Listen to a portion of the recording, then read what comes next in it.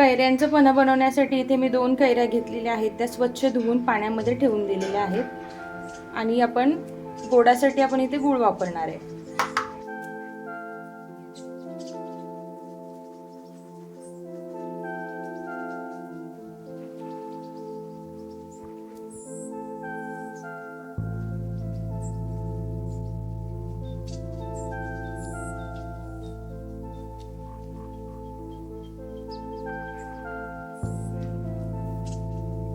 कैऱ्या कुकरला आपण उकडून घेऊया.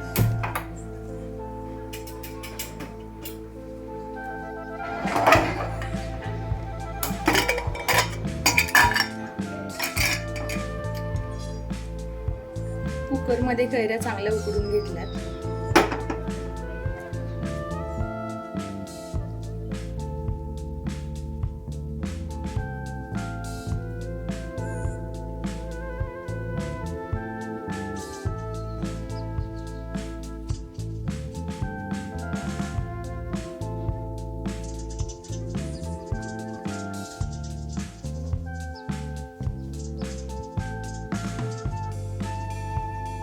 सालीच्या आतला पण गर काढून घ्यायचा.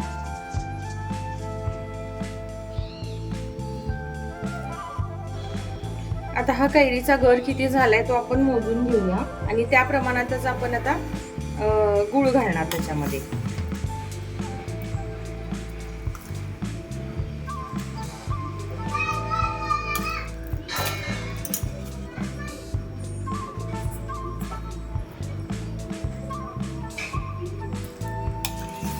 साधारण 2 वाट्या गर आपला निघालेला आहे 2 आंब्यांचा.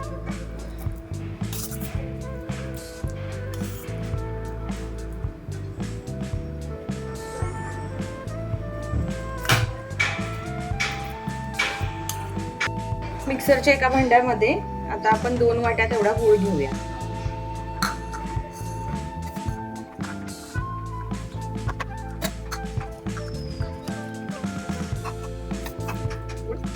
त्याच्यासोबत 7-8 वेलदोडे, हा पल्प.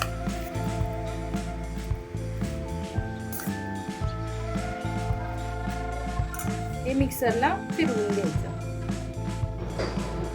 मिक्सर मध्ये आपण आता हे कैरीचा गर आणि गूळ वाटून घेतला.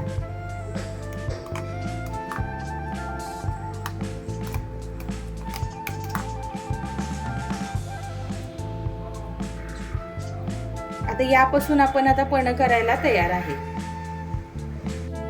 आपण कैऱ्या शिजवून घेऊन जो पल्प काढला होता आणि त्याच्यामध्ये गूळ आणि थोडंसं वेलदोडे घालून हे मिक्सरला जे वाटून घेतलेलं आहे यापासून आपण लगेचच कैरीचं पन्हं पण बनवता येते. हे पाण्यामध्ये मिक्स केलं, थोडंसं मीठ वगैरे टाकलं की कैरीचं पन्हं प्यायला लगेच तयार होते. आणि हाच पल्प जर तुम्हाला पुढचे 3-4 महिने जर फ्रीजला चांगला साठवून ठेवायचं असेल, स्टोअर करून ठेवायचं असेल, तर त्यासाठी काय करायचं, हा थोडासा शिजवून घ्यायचा. त्यासाठी गॅसवरती मी एक कढई ठेवला.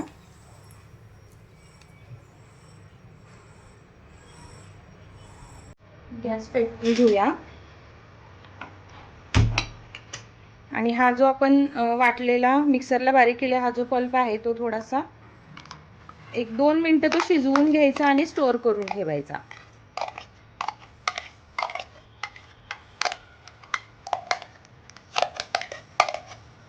ते मिक्सरला बारीक करताना यामध्ये अजिबात पाणी घातलेलं नाहीये.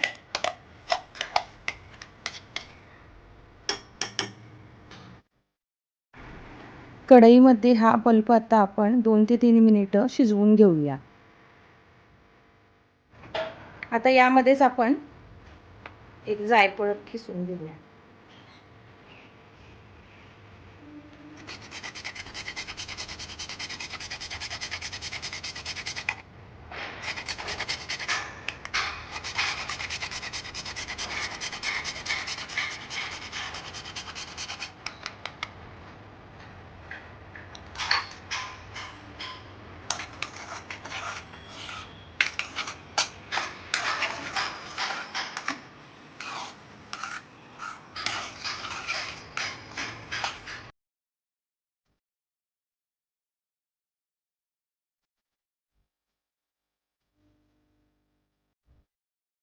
2 ते 3 मिनिटानंतर फणचा कलर बदलतो. यावरून आपल्याला लक्षात येते की तो आता शिजलाय.